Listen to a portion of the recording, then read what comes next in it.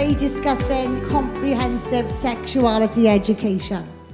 The one title you really need to look out for is health and well-being. There's a big banner this is coming under. But what it all basically is, it's all comprehensive sexuality education. Now I'm going to start with a story here in Wales, because this is where it started for me. When an article came online back in 2020 saying the parents in Wales will not be able to take their children out of religion and sex education lessons. So I am a criminologist who specialises in child sex abuse, and on my studies I've come across comprehensive sexuality education in the past, but it was in America. So when I saw this article online, now like I said, I'm a criminologist, a sex education and sexual safeguarding is paramount. So I'm not going to protest against something like that. It is needed. But I was really worried, age 3, the sex education was from age 3 to 16 with no parental opt-out. So I went to the Welsh Government documentation, page 4 of the RSE code was referencing the comprehensive sexuality education called UNESCO. So obviously we got concerned and we were trying to challenge the government. This lady here, she was the education minister at the time, Kirsty Williams. She called us rotten. She said we were a willful campaign. We were putting children at risk. And if you see some of her speeches online, she's an absolute disgrace. Because according to her, our children were banking on her. They were banking on her to bring in this education. Then we had Jeremy Miles. So Jeremy Miles, we tried challenging him. And Jeremy Miles put out a statement on us. This statement went viral. It was all in the papers. All the schools got the same message. They reckon we were putting out misinformation.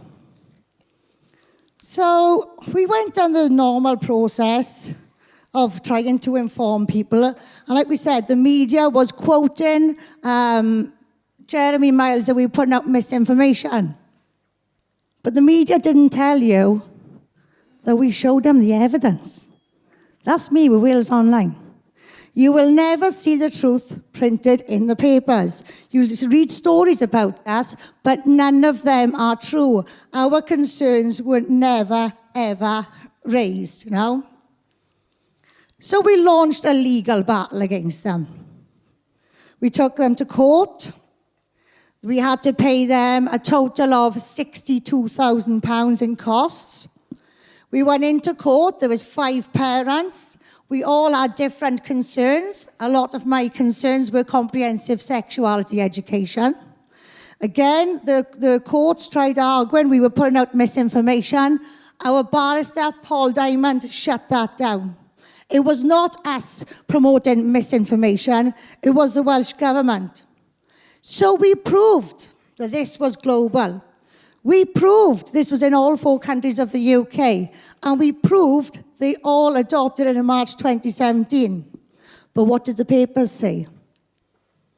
We lost the legal challenge.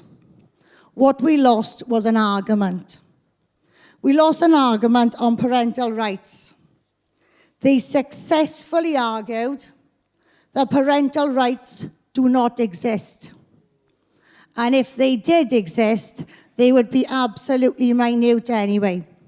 So you might have seen in the news lately, I think it was this week, Keir Starmer is saying things like, parents have lost their right to see lesson content. You're being played. Parents have no rights. This was proven in the High Court. They used case law from around Europe to apply this to us here. We also have a letter where schools in England are referencing our case against parents there. So everyone in the UK, you do not have parental rights. Okay, it's a myth. And with regards to the lesson content as well, when Keir Starmer saying you have no right to see it, there's been court cases on that as well, okay? And the court has sided with the sex education organisations, and I will quote, they claim it is not in the public interest.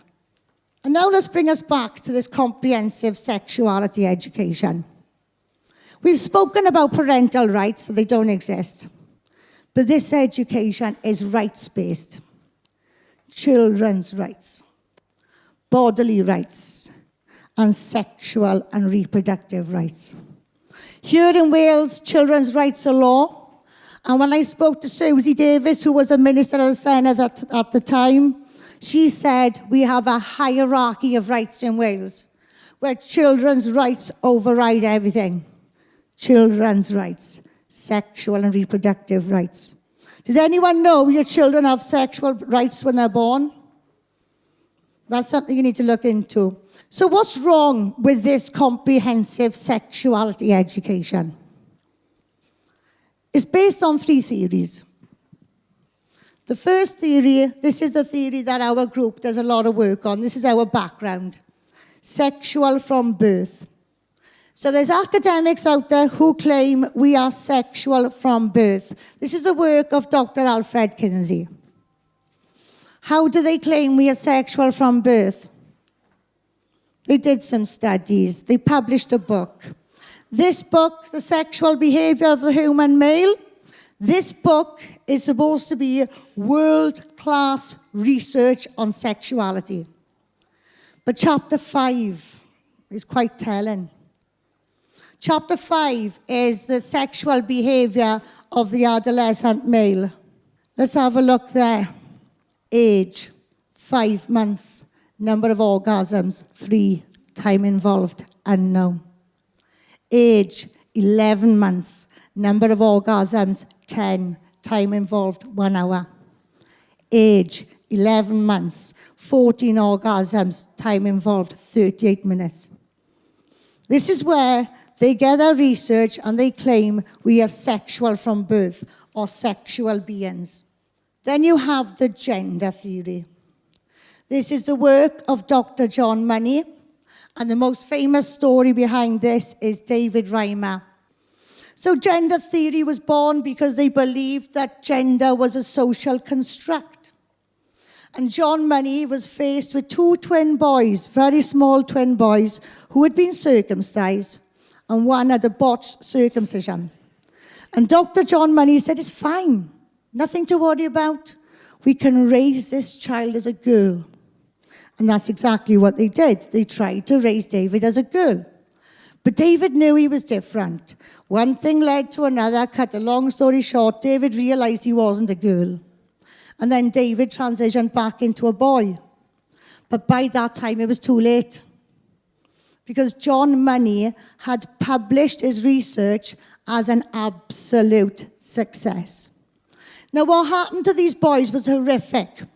I don't want to darken your day, but they were forced to perform sex acts on each other, and David had to take the role of the female. They faced horrid abuse. Both of them died very young. They took their own lives. This is how gender theory is looking now in the classroom.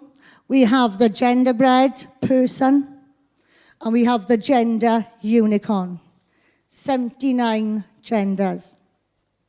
And then the third, but not final theory, is the queer theory.